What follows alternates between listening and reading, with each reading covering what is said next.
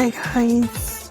So, below deck med this week. Wow. This was so basically, the main issue obviously is between Natalia and Tumi. So I'm gonna leave that to the end, and I'm first going to talk about our Frenchie, Mr. What's his name? Max? I think that's his name. Anyway, we're gonna talk about him first. Um, what a lazy person. I don't think he quite gets it. Like, for him to, okay, the main thing for me is like when Luca tells him, go down for an hour and come help out, and then you be down for the night, which is a thing that's very normal, very typical. We've seen that many times, on any of the boats. And this one in particular, you see with the exterior, the interior, they take an hour or 2 hours and come back, and then they'll be done after that. And he complains about it. And you can tell that it's Laura, right? That she's very over it. And says, we don't need him. We're good. So he goes down, he's down for the night. Like, I don't think he has no freaking clue. And then we see the tension just building. And of course, Sandy is seeing this. Because we'll see what happens with the docking, but for next week. So it's just, oh my goodness. I said, this guy's very clueless as to what he needs to do and how to be a team player. They seem to flow very well with just the three of them. But nonetheless, we'll see how things go with him. And just like, to finish it up with the deck, and we can already tell, like, I know Luca went to go talk to Sandy about appointing someone lead deckhand, and say, oh, I'll think about it. Luca, we already know who you're going to pick, because although Haley is fantastic as well, Laura really seems to just get the shit done, doesn't ask questions, just does it. And that just is clearly a sign of a leader, and also a clear sign of someone who knows what they're doing. So clearly he's gonna pick her. So what is this?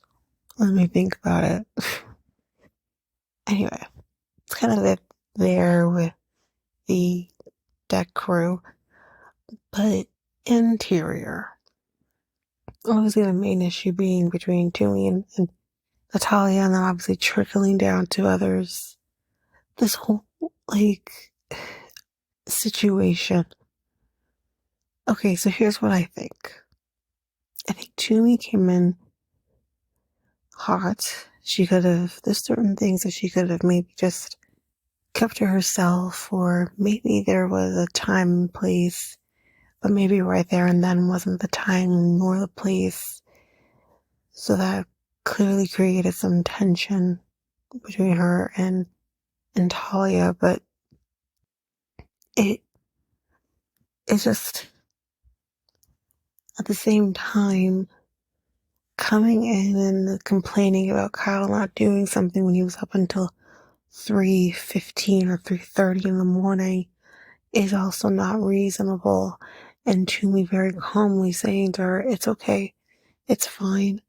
We can pick up where he left off, just under the circumstances. So I don't get it. And you see her going around and talking to every single person, Talia, that she can about Tumi. And it's constant. And it's like, I'm sorry, but do you have like anything else? Anything else that you want to talk about? Because this is getting ridiculous. I don't understand how anyone could talk about somebody that much in such a short period of time. Anyway, so obviously we see Tumi going and talking to Captain Sandy, kind of, I don't know, just talk. Sandy's stepping back and saying, let's see you deal with this, and if it doesn't go well, then I'll step in, and she will. We know this already. She will. But, she goes and she tries to talk to her, and I don't know what the whole hand situation is, if it's just, again, not understanding each other, because I don't know who that's trigger for Natalia, but I think there is no ill will with Tumi. Maybe now there is at this point because they don't like each other, but I don't know. But you start fighting. Yes, the guests aren't on the boat at this point, but you start fighting and you're yelling, and it's not good. And all of this because, and this is not a hit on her, because I get why she did this. All because Jessica goes to me and says, or no, sorry, goes to Natalia and says, the cabins weren't done. The cabins weren't done. We could tell the ship wasn't done. And you can't come and say, oh, the stuff was done, but it really wasn't done, And I think again, Tu is very reasonable here. She said, if it's not done, fine, just tell me, so then I can pick up where you left off. Don't tell me it's done and it's not. And yeah, I think that, again, that's just reasonable. And you start fighting, and what the guests were there, like, I mean, we've seen this before. But I'm like, really? And then they go to the bridge because Sandy tells them to go to the bridge, have this conversation, and, she goes in and says that she disrespected me when she got here, and, she's texting Kyle about me, telling him that she's gonna have me fired or whatever, and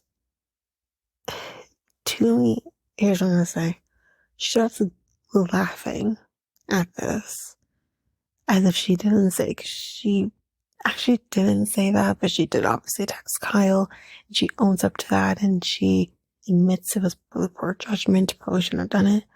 Great. But it's just, I don't know. But I didn't like Jamie laughing. You are her leader. You're not a girl in the schoolyard. You are a leader. And that was in poor taste.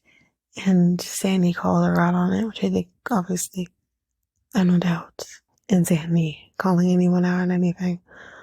But we can clearly see that if shit doesn't change with Natalia, she will get fired. So again, after all of this is done, you go and she tries to talk to Natalia after all of this. And Natalia's response is, I want to talk to you, I would love to talk to you, but I can't do that now. Fine. That's okay. That's a boundary you've set. You're not ready to talk. Great. But she says, any conversation that happens between us can be done through Kyle. I'm sorry, what? I didn't realize Kyle also had a mediator on his resume. No, you're two grown adults, so have the conversations. Kyle doesn't need to be in the middle. Now, Kyle has put himself in the middle, which he realizes, probably shouldn't have done. Because now clearly it's caused a lot of friction, but yeah, he never should have put himself involved in any of this. But you're an adult. Tumi's an adult. Have the conversations. Kyle doesn't need to be like, I thought that was so ridiculously stupid. But, yeah. So, then they do eventually have the conversation the next day. And it seemed to have gone well initially. Although I didn't understand why Tumi going in about the management style she's picked up or whatever. That's neither here nor there. But it seemed to have gone somewhat okay initially. And in the latter part of it, it just took a turn. I'm not sure why it took a turn. Like, what exactly triggered Natalia for her to react that way. But for her to then say, we're not going to be friends. I don't want to be your friend. We can have a working relationship, which is fine. All things fine. I don't care that you doesn't want to be friends with her. Like, you don't have to be friends with her, but you do have to respect her as your chiefs do. And then again, it's like, you don't need to tell her that. You could just leave it alone and just not be her friend. I don't think Tumi really wants to be yours either at this point. She just wants to be able to have a good working relationship with you. So I think that's reasonable. And it's just, I don't know, left a bad taste. But nonetheless, I guess we'll see what happens next week and the coming days with their relationship. Now, the other thing I'm going to mention here too is cheffie and some of the issues he's had. So just to kind of end off the whole Tumi and Natalia situation, he says that it's tough because he has Natalia in his ear and they're friends and wants to be loyal to their friendship, but at the same time he's able to have a working relationship with Tumi. And I'm just like, okay, but we're all grown adults. I love Jessica's approach of, I don't want to be involved in any of this. This is stupid. This is high school. Really and truly. And I love her approach.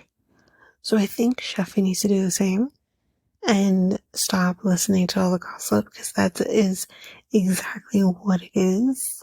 I think everyone is so unaware of the fact that I think in many ways, yes, Natalia is upset. Yes, she feels hurt by whatever. Fine.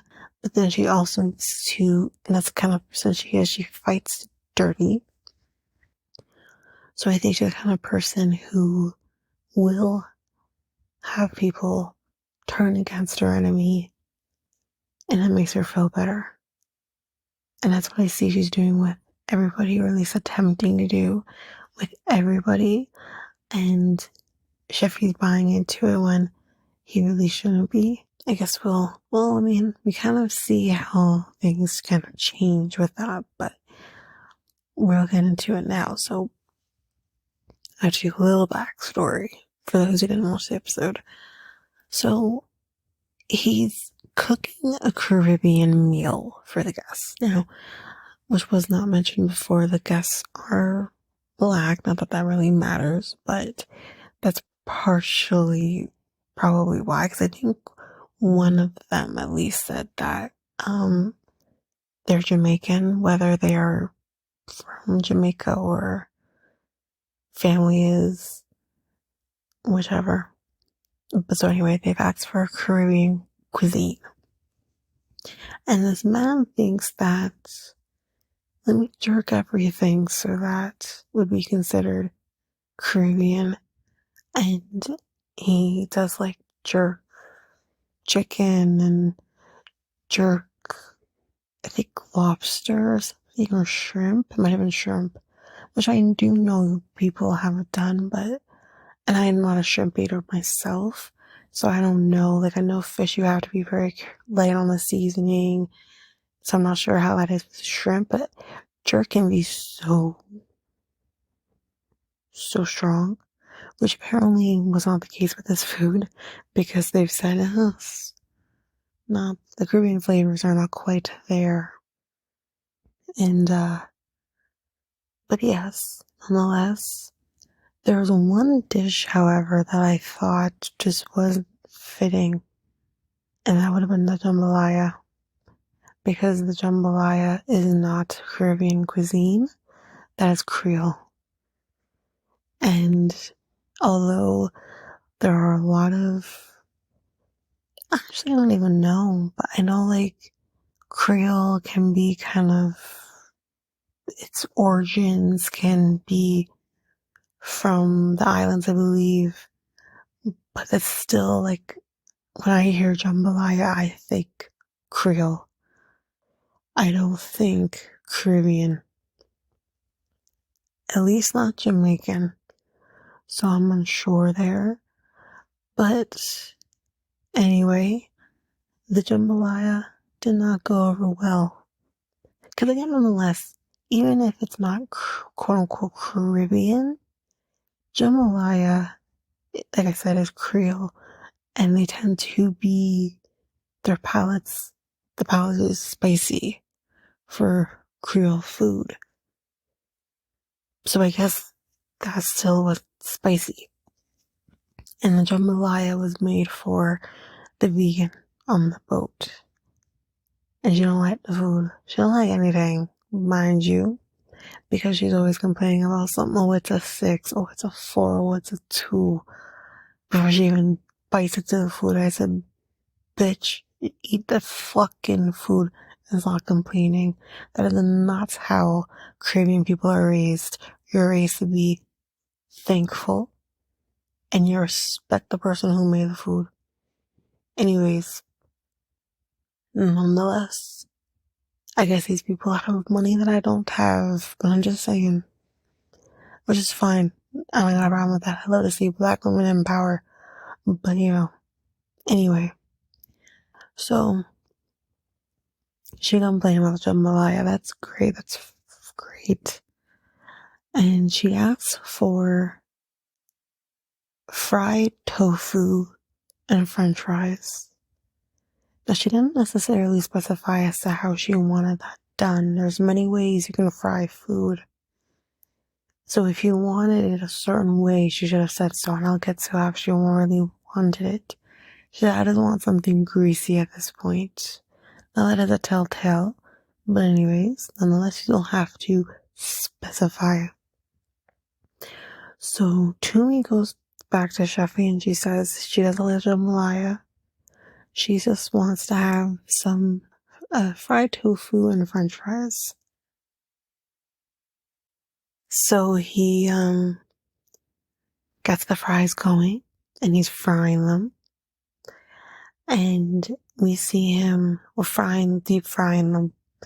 And then we see him with the tofu, just the tofu, and he's pan frying them. So then he gives her the food. Tumi takes the food. She has the french fries on the pan fried tofu. And the woman says, that's not what I asked for. And Tumi said, it's not? And she said, no, it's not what I wanted. She's like, bring the chef up here. I need to talk to him. Mm-hmm. So she says, I wanted it fried. And he explains, it's pan fried. And she says, I wanted breading. You didn't tell Tumi you wanted breading. You told her you wanted it fried. No, you didn't specify pan fried. But if you wanted it a different way, or different kind of fried, you should have said so. If you wanted it breaded, you should have said so. Doesn't matter what you said. Saying you want something greasy is not the same thing, because the french fries are greasy. That's how much would check, you know? So again, if you want it a certain way, you need to say you want it a certain way. So she gets upset. And then cheffie says, well, Tumi didn't tell me you wanted it fried. The fuck she didn't? Yes, she did. She told you she wanted it fried because that's what she was told. She told you and relayed to you exactly what was said to her. The problem is, the guest didn't clearly put, I want it deep fried with breading. I want it, she didn't say that. That is on her. So, but for him to throw her swiftly under the bus is unprofessional. It was unnecessary. It doesn't change anything to fix the issue. But at the same time, I wonder if he would do that if it wasn't for Natalia and her, gossiping about Tumi to him, and him basically taking her side, as he says. So he goes and he deep fries the tofu, and she's happy. But Tumi was very upset about it because she said, we're finally making some headway with my relationship with this chef, and now we're going backwards because he has thrown me under the bus, and that's not a good feeling. Which is very fair. But yeah, I mean, I don't know. I don't know. I feel bad for her. But it wasn't her fault, the thing. It was not her fault. She relayed what she was told. But yeah, anyway, I think that's it. I think I've covered everything that was fun and exciting. I know we were at that castle, which seemed really nice at first, and then you saw them walking, and you're like, never mind, I'm good. But yeah, I think that's it. I think that's the end of Below Deck for this week. And again, we keep this very informal, so don't forget, I have a new podcast with my friend, Last Deck Podcast. We have 6 episodes currently. We release them weekly. And we have an upcoming one for Halloween, which will be coming out next week, which we're very excited about. So definitely hop on over that. I'll have the link in the show notes for that. Also, if you feel so inclined, which again helps with our growth of the podcast, which we really, really want, you can rate and review us on Apple Podcasts or Spotify. Again, we're on all different apps, and if you want to connect with us, you can do so by going on to Facebook, Reality Tea Times 2, or Instagram and Threads, Reality Tea Times 2 podcast. You can also email us at realityteatimes2@hotmail.com, and all that information will be in the show notes, and everything else that we normally have will also be in the show notes. But that's it for this week. Thanks, guys. Bye.